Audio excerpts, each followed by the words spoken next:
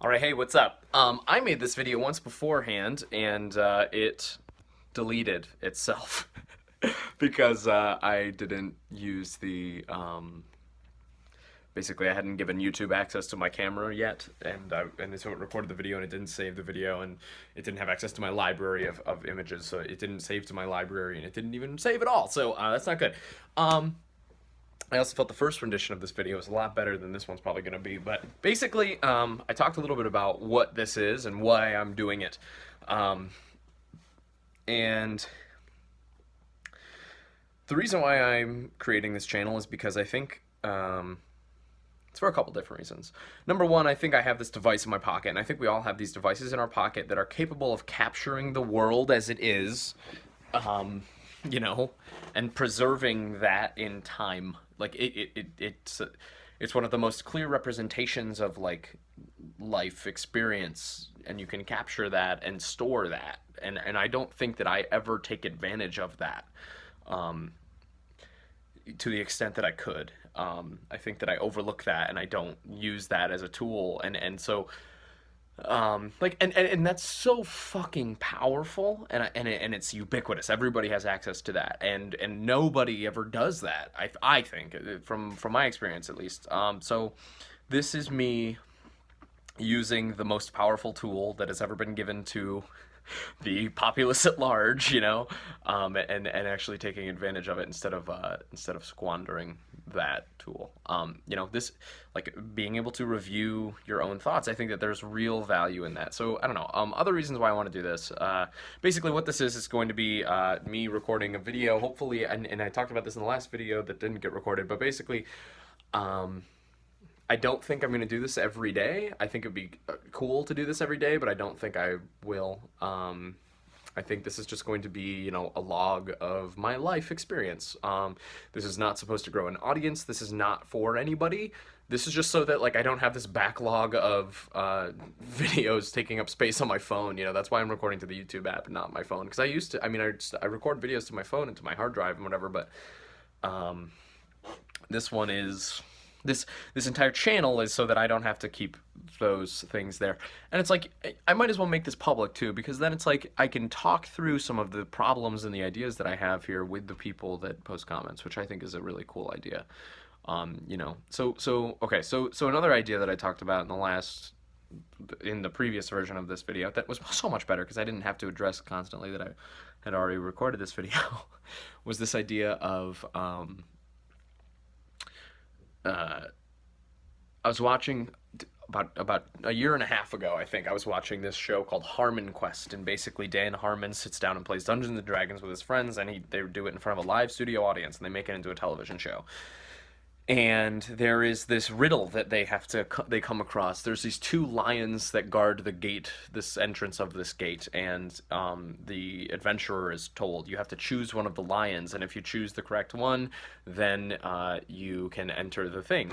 And you can ask a question to the lions, you know, but the thing is that if you choose the wrong one, then you don't get through. And you only get one choice, and I think you get like 3 questions or something. So one of the lions only tells the truth, and the other lion only tells lies. So you have to. So if you ask the lion a question, then you don't know, okay, am I talking to the truth lion or am I talking to the lie lion? I know this sounds so stupid, but and so the answer to the riddle, which is revealed very quickly because Jeff Davis, who's the guy on the show, he's heard this riddle before. He quickly says, okay, I ask one lion to ask the other lion which is the correct one. And he knows by doing that, then he has to use two data points, right?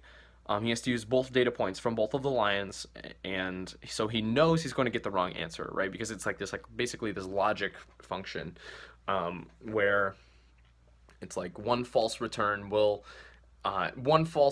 and one positive return in any permutation. If you do those two things together, you will automatically get a false return. Basically, is what the logic function is. I mean, I don't know. There's probably a smarter way to do it. I'm not a programmer, but basically he understands that. He's heard this riddle before, so he says the answer very quickly. I think that that is a really cool riddle, and I think it's a useful metaphor because I think sometimes I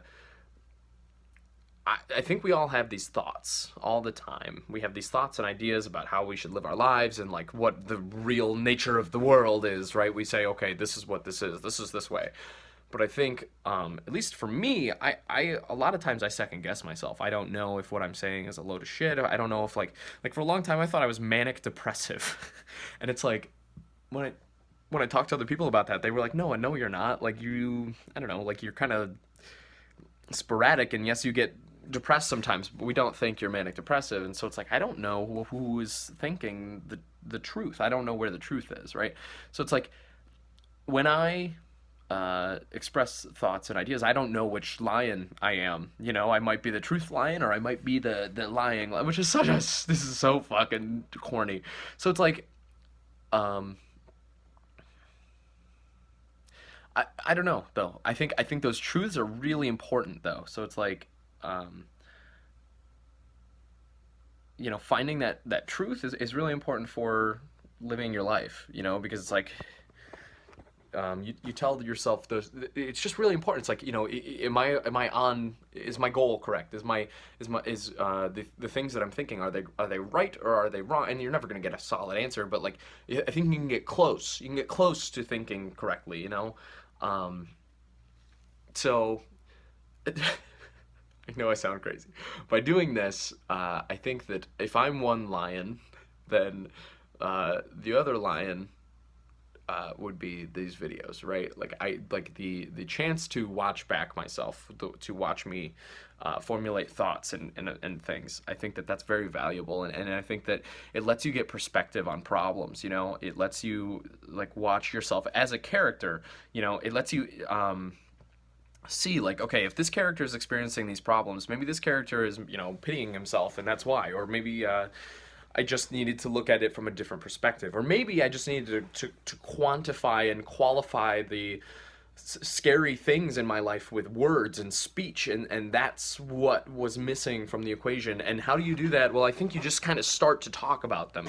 You start to talk about the bad shit that's weighing on you, and then suddenly it suddenly makes sense because your brain is aimed at, let me talk about these negative experiences, and suddenly they make sense because like once you ask your brain a question, you will get the answer, right? So it's like, how can I overcome this? I don't think I ask myself that when I'm experiencing a negative and stressful situation. I just get bogged down with the idea that this stressful situation is stressing me out, and it causes me to become depressed, and it causes me to lead to like inaction.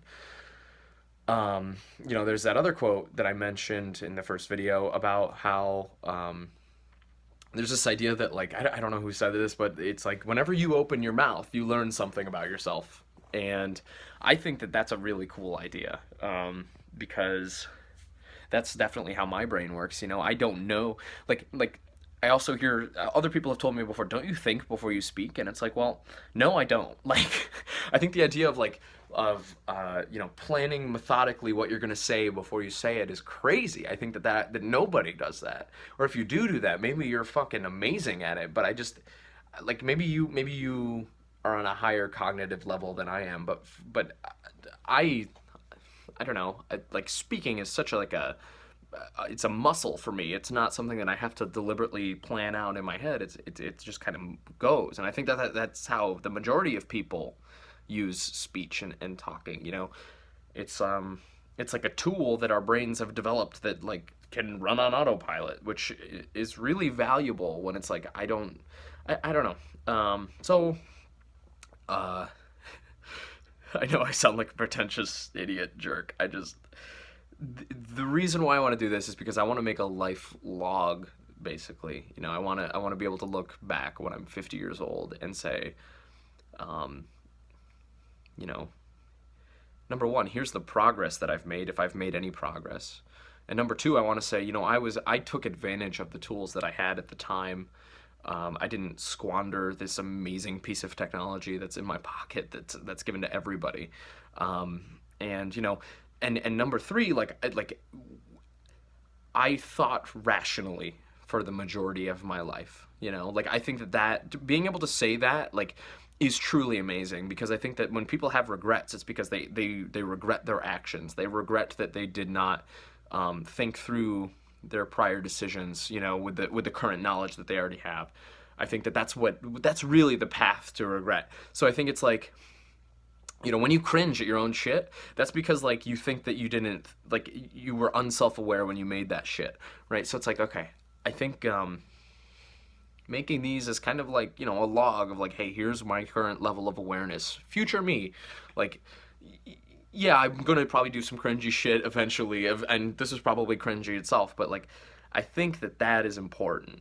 Like having a record of, you know, I've been thinking these things throughout my whole life. I think that that will, when I'm on my deathbed, I think that, you know, that log of reassurance will be beneficial to me, to help prove to me that like I'm not just bumbling around like I was when I was 10 years old. You know, it's like I hope that I grow into a person that thinks rationally, thinks through problems, and makes choices that, like, you know, are good and competitive and not like stupid and and like self-indulgent. Like I don't want to be a self-indulgent loser who wants, I don't know. This isn't supposed to be like a practical uh this is the first one of these, and this is about why I'm doing it. So it's not, in the future these are going to be about, you know, these are the problems that I'm currently dealing with, and that type of shit. But for now, it's just like the first one is, this is why I'm doing this. So I'm doing this to get more perspective on problems that I have in the future.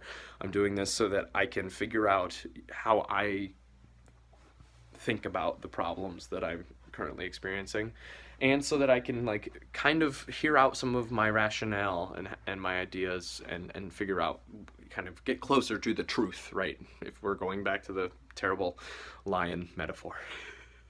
Okay, I hope I don't watch this back in 10 years and want to stab myself in the face. Okay, goodbye everyone. Or just me.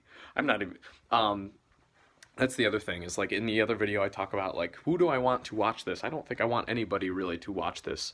You know, like I think this is primarily for me. And if you do find these videos, I don't know. I think, you know, comment with like what you think about some of these ideas. But ultimately, even if you don't comment, like, I don't know, like, it's not a bad thing. Like I don't think that I want this to be an overtly public thing where I go and talk shit about everyone in my life, because that's fucked. But like, I don't know. But it'd be cool to hear outside perspectives as well as, you know, my own perspective. So, okay, I'm gonna go. Goodbye.